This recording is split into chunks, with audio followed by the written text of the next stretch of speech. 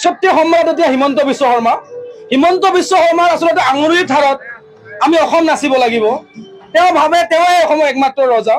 আজি আমি বঙাইগাঁওবাসী ৰাইজে বিভিন্ন জাতি ধৰ্ম বৰ্ণ ভাষা আমি শান্তিপূৰ্ণভাৱে আমি যাব ওলাইছিলোঁ পবিত্ৰ সমাধি ক্ষেত্ৰত জুবিনদাৰ। আমি আমাৰ ভগৱানক বিচাৰি যাব ওলাইছিলোঁ। আমি আমাৰ ভগৱানক গৈ আমি লগ কৰিব বিচাৰিছিলোঁ। আমি আমাৰ ভগৱানক গৈ আমি পূজা কৰিব বিচাৰিছিলোঁ। কিন্তু এতিয়া হিমন্ত বিশ্ব শৰ্মাৰ ইচ্ছা কৰিলেহে আমি আচলতে আমাৰ জুবিনদাক আমি লগ কৰিব পাৰিম। তেওঁ যদি ইচ্ছা কৰে আমি লগ কৰিব নোৱাৰিম।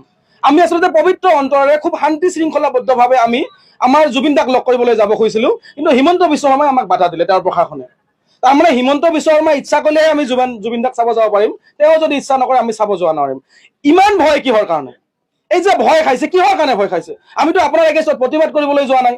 আমিতো আপোনাৰ এগেইনষ্টত শ্লোগান দিয়া নাই। আমি আমাৰ ভগৱানক, আমি আমাৰ প্ৰিয় ব্যক্তিগৰাকীক চাবলৈ যাব বিচাৰিছিলোঁ। এই যে আপুনি ভয় খাই আছে, কিয় ভয় খাই আছে? আচল ৰহস্যটো কি?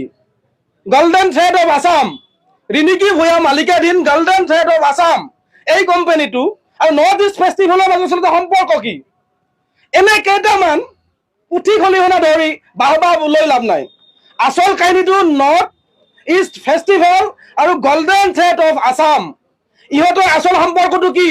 পইচা পাতি লণ্ডন এওঁলোকে কেনেকে হয় অকল চাম কানুৱে বুজি নাপায়। ইয়াত কোনোবা এগৰাকী আছে আৰু সেইগৰাকীক লুকাবলৈ বিচৰা হৈছে, যাৰ কাৰণে অসমত তেওঁ এনেকুৱা এটা শাসন আৰম্ভ কৰিছে। আমি আজি জুবিনদাক চাবলৈ যাব নোৱাৰা হৈছোঁ। আমিতো উৎপাত কৰিবলৈ যোৱা নাই, আমিতো ভঙাবলৈ যোৱা নাই, আমিতো আইন শৃংখলা বিঘ্নিত কৰিবলৈ যোৱা নাই। আমি সাধাৰণ জুবিনদাক ভাল পোৱা মানুহকেইটাই আমি আইন শৃংখলা মানি আমি তেওঁৰ সমাধিস্থলত গৈ আমি পূজা কৰিব বিচাৰিছোঁ, আমি তেওঁক শ্ৰদ্ধাঞ্জলি জনাব বিচাৰিছোঁ। সেইটোতে বাধা দিলে আমাক। তাৰমানে ৰহস্যটো কি? কি কৰিব বিচাৰিছে আচলতে? ছচিয়েল মিডিয়াত পাই থাকোঁ যে হিমন্ত বিশ্ব শৰ্মা বোলে পৃথিৱীৰ ভিতৰতে শক্তিশালী এজন ব্যক্তি। পৃথিৱীৰ ভিতৰত শক্তিশালী কোন? জুবিনদাই প্ৰমাণ কৰি গ'ল। জুবিনদাই কৈছিলে আমি জাতি নাই, আমাৰ কোনো ধৰ্ম নাই, আমাৰ কোনো ভগৱান নাই, আমাৰ কোনো আল্লাহ নাই, আমি সকলোৱে এক। এই যিটো লাইন আৰু হিমন্ত বিশ্ব শৰ্মাৰ যিটো লাইন, তেওঁৰ লাইনটো হৈছে তুমি হিন্দু তুমি মুছলমান, তুমি হিন্দু তুমি মুছলমান, তুমি ৰাজবংশী তুমি শিখ তুমি বেংগলী। এই যে ভাগ ভাগ কৰা আৰু ৰাজনীতি কৰা, এই দুটা মানুহৰ সম্পূৰ্ণ পৃথক। হিমন্ত বিশ্ব শৰ্মাৰ লাইনটো হৈছে তুমি মুছলমান মই হিন্দু, মই হিন্দু তই মুছলমান। আৰু জুবিনদাৰ লাইনটো হৈছে, জুবিনদাৰ যিটো মহান বাণী যে আমাৰ কোনো জাতি নাই, আমাৰ কোনো ধৰ্ম নাই, আমাৰ কোনো ভগৱান নাই, আমাৰ কোনো আল্লাহ নাই, আমি সকলোৱে এক। এইটোতে আচলতে ভয় খাইছে। 26ৰ নিৰ্বাচনৰ আগে আগে তেওঁ হিন্দু মুছলমানৰ মাজত কাজিয়া লগাব খুজিছিলে, কিন্তু জুবিনদাই কৈ গৈছিলে আমাক যে আমি সকলোৱে এক, আমাৰ কোনো জাতি নাই, আমাৰ কোনো ধৰ্ম নাই, আমি সকলোৱে এক। আৰু এই যে আমি এক হৈ আছো যে এইটোতে আচলতে তেওঁ ভয় খাইছে।